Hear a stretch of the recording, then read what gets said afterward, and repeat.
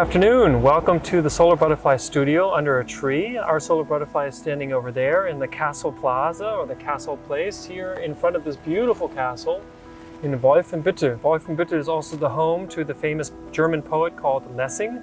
And today I have the great honor to meet Emilie. Yes. And Emilie works with Fridays for Future. Yes, I do. When did you join Fridays for Future?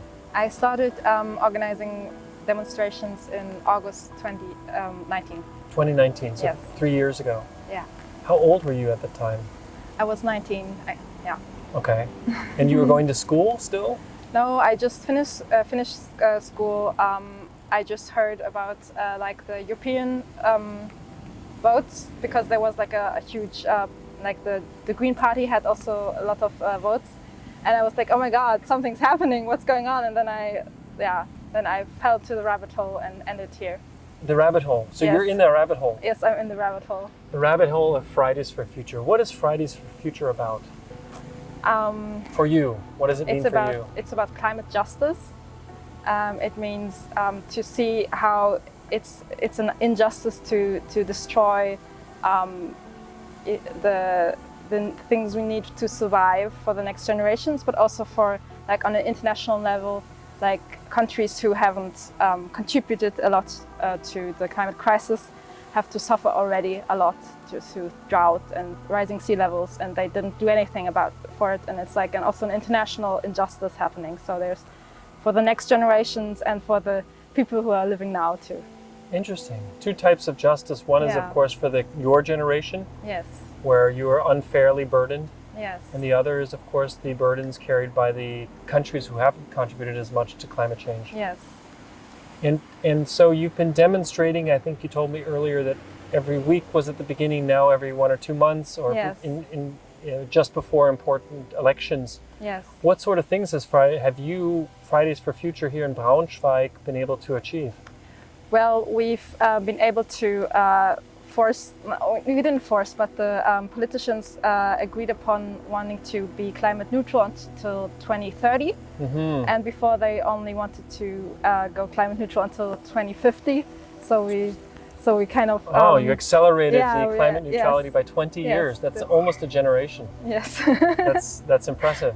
Yes. That's incredible. Like, even though they didn't believe in it themselves, they decided. They said, okay, we have to go with this goal. Yes. By 2030. It's beautiful. That's a very important goal also for reaching the 1.5 degrees. Yes. Some of the other cities we visit along the way say 2035, 2040, Yes. but 2030 is quite strong and aggressive. Yes. What else have you been able to achieve? Like in the national context, there was like also another national like election going on, and even though we didn't intend to, because no party is actually meets our standards. Okay, Like we have like a high standards. We justice. want to have like 1.5 degrees, like in the Paris Agreement, and even though no party like has a concrete plan to do that.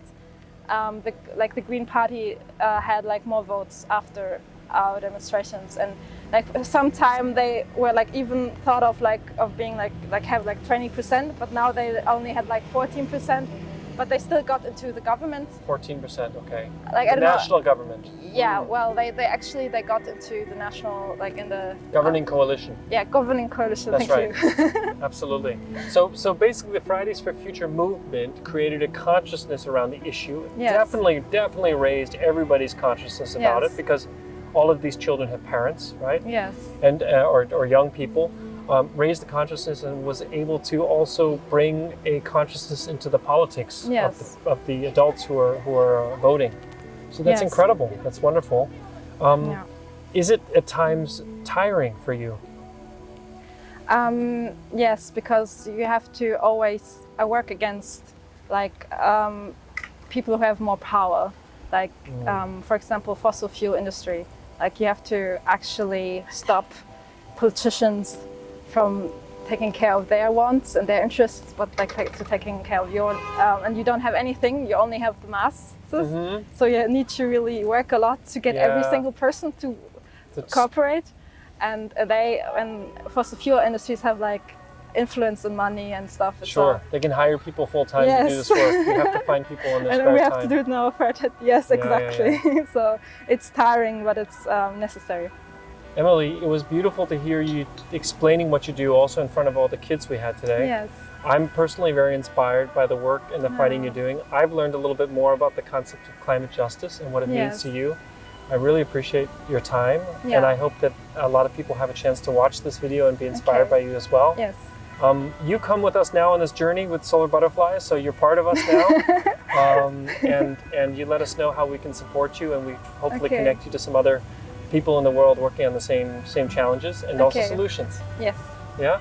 Yeah. Thanks so much for your time. It's such a pleasure to meet you, Emilie. And we also say thank you to everybody watching today. We hope you also feel inspired. We will find ways to link you if you have questions and want to learn more. And you can also follow us on social media at Meet Larso or at www.solarbutterfly.org. Thank you so much for your time. Thank you, Emilie. Yes. And see you again soon.